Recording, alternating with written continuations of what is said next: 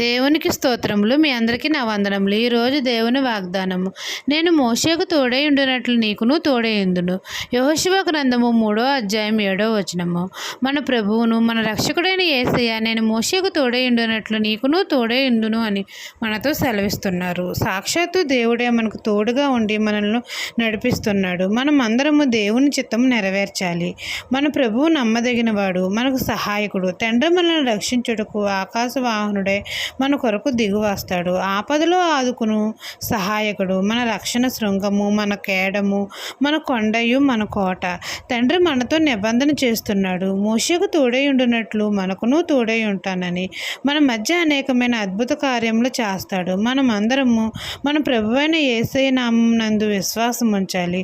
అప్పుడు తండ్రి మనల్ని గొప్ప చేస్తాడు. దేవుడు మనకు తోడుగా ఉంటాడు. ఈ దిన వాగ్దానము నా జీవితంలో నెరవేరాలని కోరుకుంటూ దేవుని సువార్త పరిచర్యలో మీ సహోదరి. ఆమెన్.